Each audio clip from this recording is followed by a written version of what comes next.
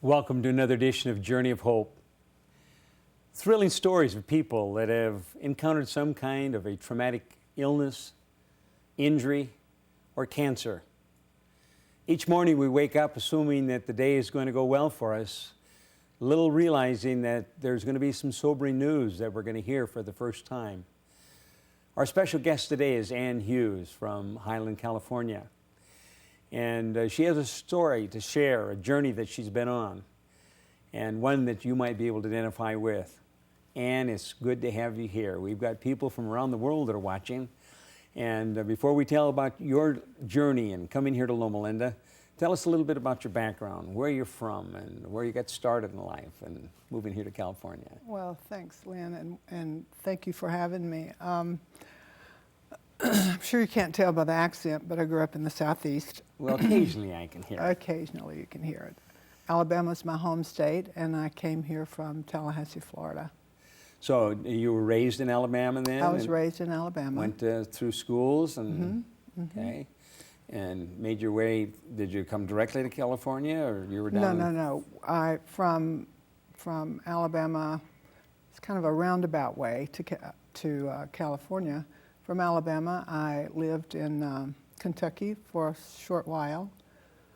My husband at the time was a broadcast engineer, so we would kind of be traveling around. And from there, we went to Tallahassee, Florida, and I was there for like 7 years prior to my move out here. To California. To California, but I've been here since '75, so this is kind of this home. is pretty much home now. Okay. Yeah. And what have you been doing since you've been here in California? I mean, I know you've got a professional background in an area, so tell us a little bit about what you've been doing. Well, I am a long-time, die-hard hairdresser. What can I say? Right. But that has given me a lot of opportunities, you know, especially here in California. Well, even before moving here, I would do classes around the country, you know, haircutting classes and all of that. Oh, you would? Yeah. Okay. And but then when I came out here, there was a lot of education for me out here that I didn't have the opportunity to have back in that part of the country as easily as I could out here. You know, so I would go to all different kind of advanced classes and, you know, again, have an opportunity to go from place to place to teach my craft. So that was kind of fun. Interesting. Well, now, you had your own business. I did. You started your own business. Did you start when you first came to California? No, I didn't go into business for myself in California until probably 79 or 80, and actually I teamed up with a couple of women here in Loma, Linda, and we opened a salon in Loma, Linda. Did you? That was in 79, and then in 86 I went solo, still here in Loma, Linda, and opened a place called Ann and Friends. Ann and Friends. Ann and Friends. Okay.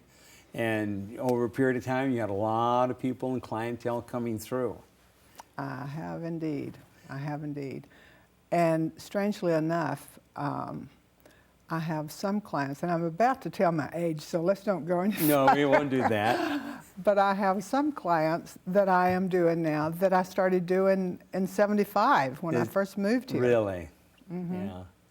So you develop a relationship, and they develop a trust and know somebody that they can count on. It's a relationship kind of business. Yeah, it really is. It really is.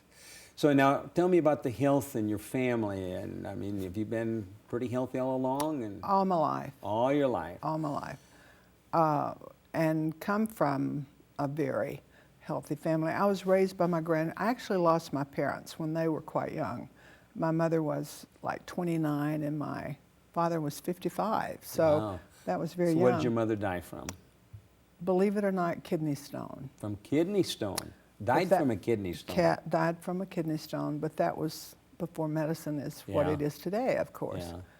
Yeah. So I was raised by my grandparents out on a farm in Alabama, and and they lived to be 93 and 97. Wow. Now, is this on Just your good. mother's side or your father's side? My mother's side. On your mother's side. Just salt so of the for earth that people. generation, that was a good age. Oh, yeah. very good. So you're age. raised on the farm. I was raised on the farm. And you learned a good work ethic then. Absolutely. Okay. Absolutely. And good healthy eating and good healthy living. Which has made you a know. difference for you over the Yeah, years. Yeah. it definitely What did has. your father die from? Heart attack. He had a heart attack. Mm-hmm. Okay, now, having a heart attack at the age of 55. So have you ever had any problems with the heart? No, I haven't. No problems. Well, great. I That's know. great. So everything's going along fine. Mm-hmm. And then a few years ago, I want to say it was around 4 or 5 years ago, probably That's right. 4 years ago, you got some news. And what did you hear? Well, to begin with, I heard that there was a spot in a mammogram that I needed to have checked further. So, I mean, you heard this kind of secondhand, or? No. This was, I got mammograms on a regular basis. Okay. And one was suspicious, and they had me come back. They redid it and decided that they needed to do a biopsy. And so they did the biopsy, and as you can imagine, it was a tense few days before you I can get that imagine. It's report fearful. back. You're going to have a biopsy. I mean, they want you to come back. There must be something going on. Absolutely. This is bad news. It is. So Scary.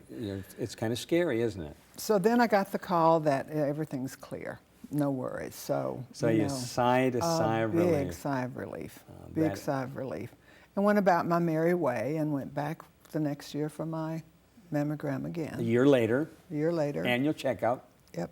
And which so, is important. oh, Annual checkups. Don't forget to have your annual bold checkups. print. That's Annual right. checkups. Yeah.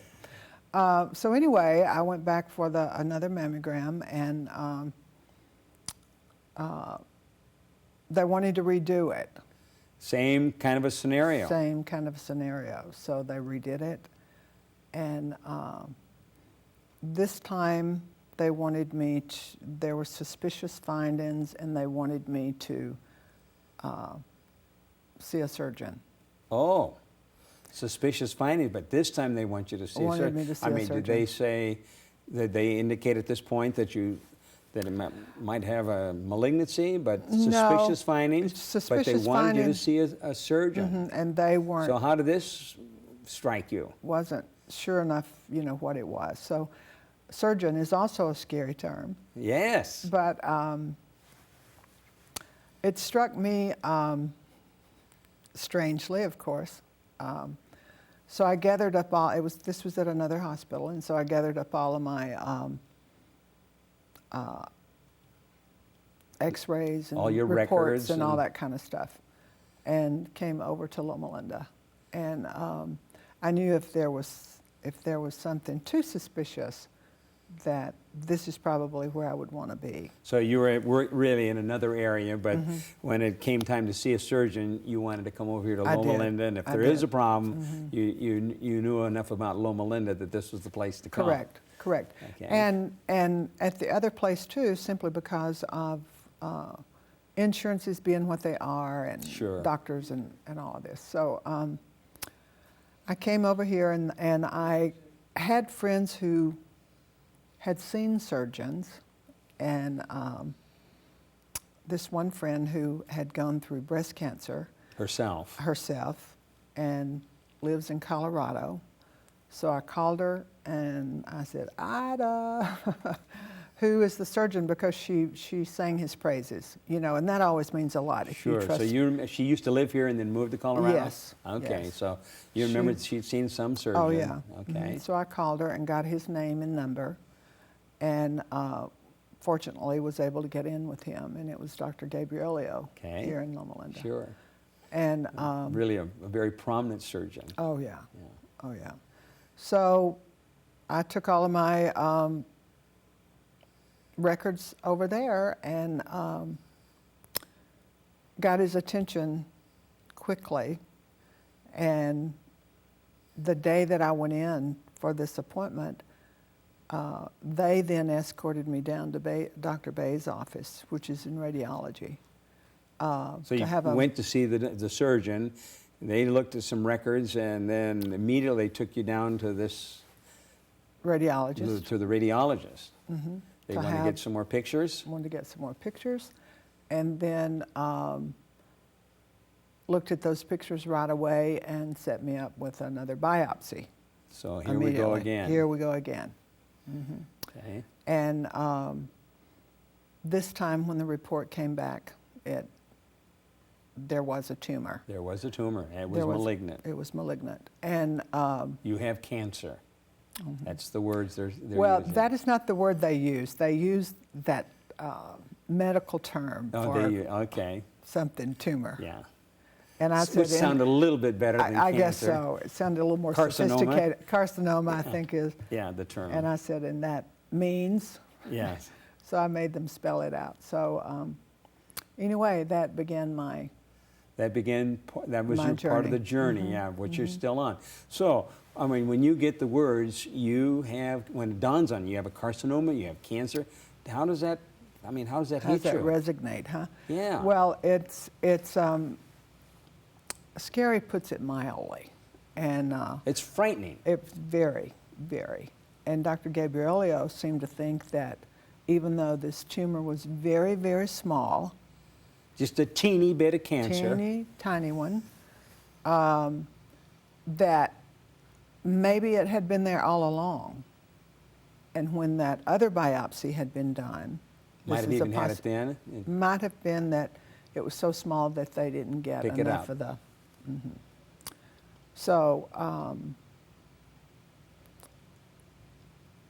then we started talking about what we would have to do. What are your options? I've got this.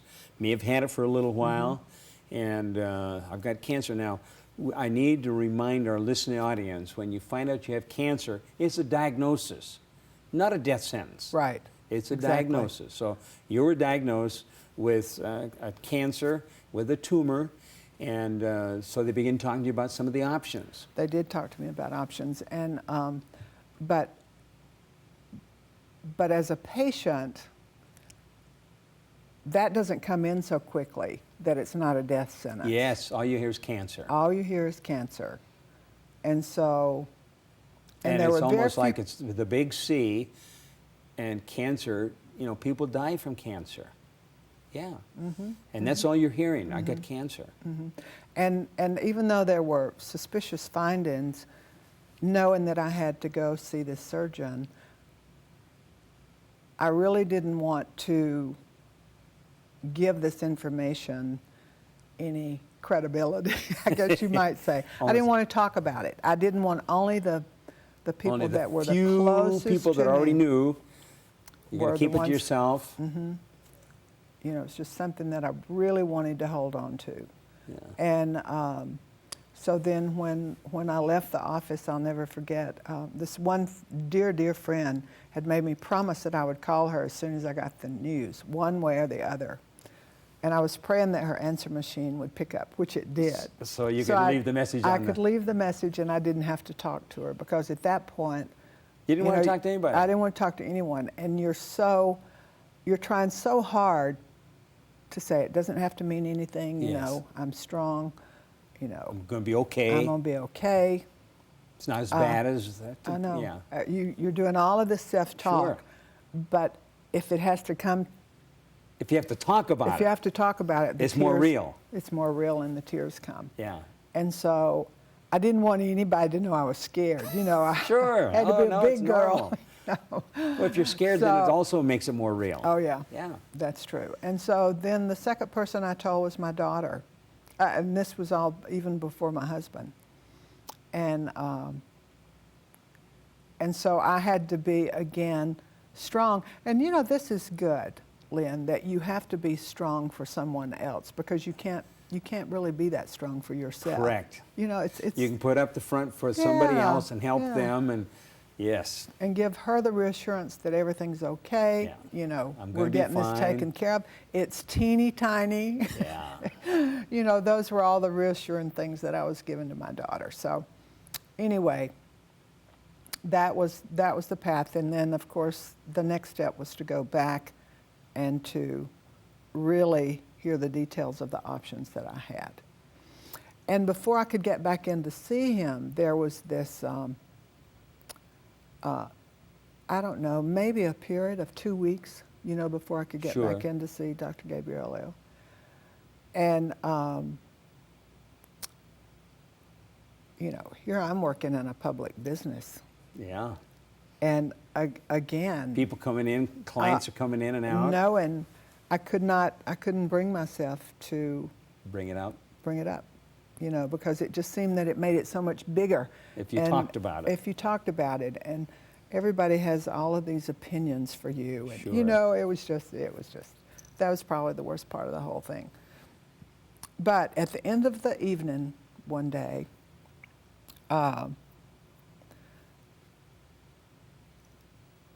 my fellow hairdresser, the one that worked next to me, happened to be doing a woman's hair that worked At Loma Linda? at Loma Linda. And if I'm not mistaken, she was with the media department. Could very well have been. Her name was Julia. I think we talked about this one time. Yes, she was with me. But anyway, she had overheard me talking with this one client that I was very close to.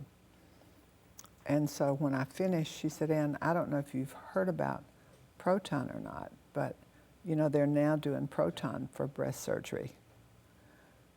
And so I was open to hear what she had to say, but at the time I just want to get that thing out of there, Yeah. you know. Take care of it and move on. I know. I don't want too many things thrown at me. I'm overwhelmed. You know, this is what I was thinking about. But I did agree to talk with a nurse in the proton department. So you're opened up to that. I was opened up to that. And that's about the time that we'd started this new protocol. I mean, we've been doing it for probably about a year. I then. think so. Yeah. I think so. Okay. So then, as it turned out, by the time I made my way back to Dr. Gabrielio, he also offered that as an option. He did. Now, nothing happens by accident. No. Nothing happens by accident. No.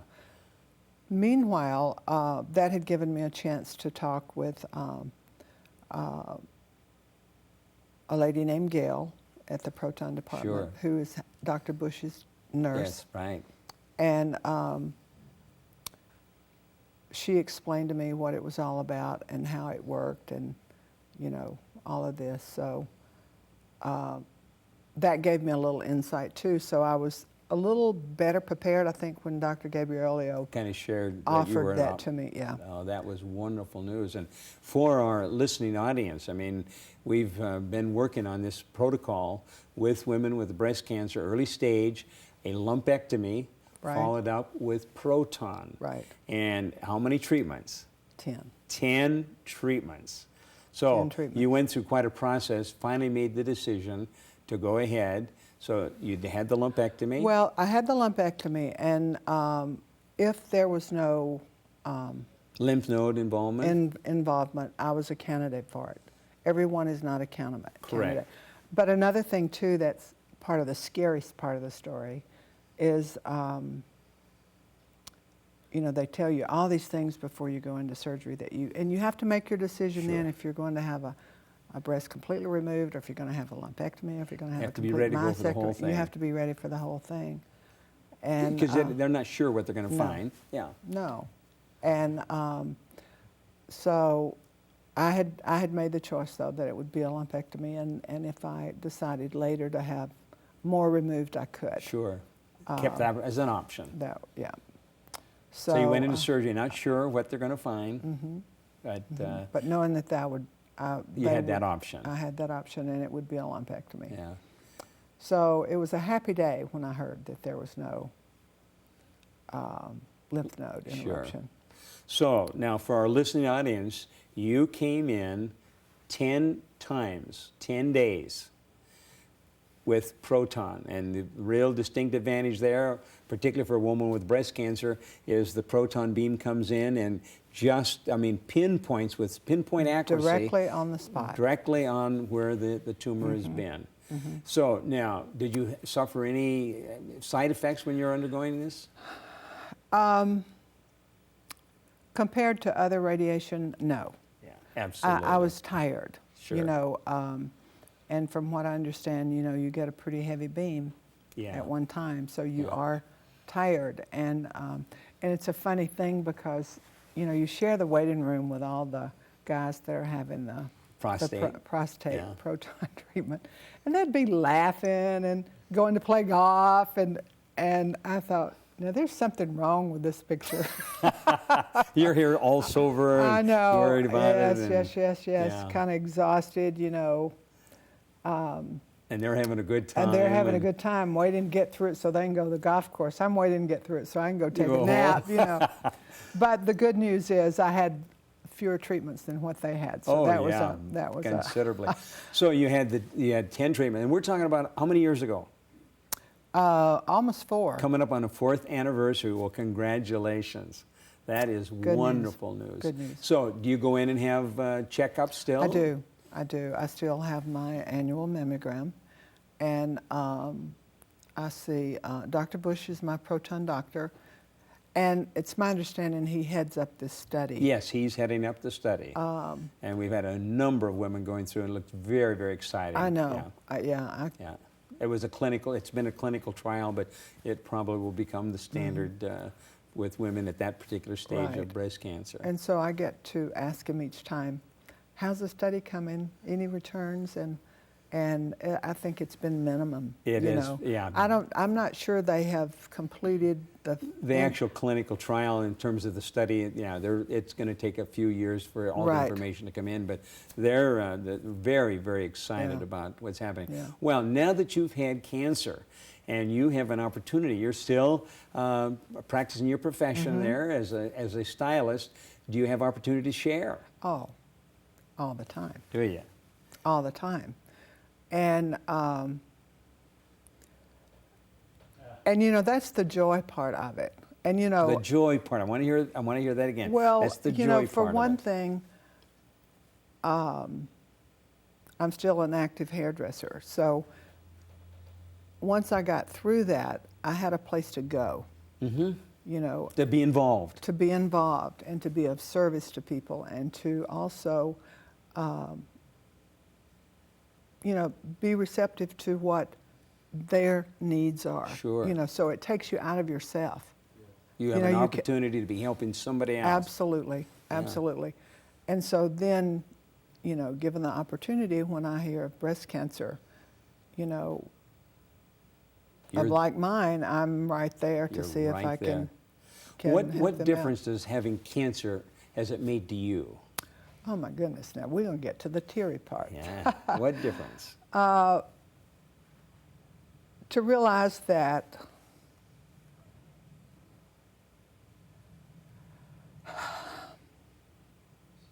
today is important. Today is important. Yeah. We have today, don't we? I mean, all of a sudden, you know, you realize the brevity of life. And life takes on a whole new meaning, doesn't it? Every day takes on a whole new meaning. Yeah. And everything you do seems to take on a different meaning. It does. And you have an opportunity for a ministry. Well, you know, it seems that way sometimes. It's not just a job. I mean, you're serving people. I certainly have an obligation. You want to give back. I want to give back. I want to give back. And opportunity presents itself for me to do that. You know, one of the things that that the salon where I work has done 2 different years. We have done a big cut-a-thon for Cancer Society. Have you? We have, and raised money for that. And what is that? Well, a cut-a-thon is where we go and we go on a day off, and it has been a Sunday, and all of the hairdressers contribute their time, and we cut hair for a reduced rate, and the monies that we bring in that day goes for that charity. Goes for the charity. Oh, that is wonderful. That is wonderful. Yeah. So it's a good thing. And you know, we give out the little cancer pins and, you know. So But you're a walking advertisement. Yeah, yeah, and a lot of, I have to really give a lot of credit to my colleagues too, you know, they, and surprisingly, Lynn, almost everybody wants to help in that. They want to be supportive. They want to be supportive because they have been touched by cancer one way or the other in their lives, Yeah, either through there's so many friends or people. family or, Yeah. yeah, so it's, So you have an opportunity yeah. day after day, I mean, when you're there in your work. Well, we have just a minute or so left. What would you tell women that are watching? Well, I guess the first thing is that it's not a death sentence. It's not a death sentence. Even though it feels like it sometimes, you know, when you first hear that news. Annual exam. Annual exam, and you've got today. And to Say make, that again. You've got today. You've got today. And so you make every day count. So Yeah. critically important. It is. Yeah. It is. Well, I want to thank you for joining us here on Journey of Hope. And there are people that are watching. There are some women that are watching that just this week they were diagnosed. And it's a diagnosis, not a death sentence. Right. And you've shared with them Right. that today, we have today. Yeah. And for our listening audience, those of you that are watching on, again, Ann is a marvelous testimony of what can happen when somebody's diagnosed with cancer and they move on, they look at their options, and then they're treated and realize that it's a diagnosis, not a death sentence. And she realized that having cancer has provided a wonderful opportunity for her to give back and her interaction with other people. And she's a walking testimony of when you have cancer that you can not only be a survivor, but you can be a thriver. For those that are looking on, I want to thank you for joining us. I'm Lynn Martell for Journey of Hope. And until next week, God bless you each one. Thank you for joining us. See you next week.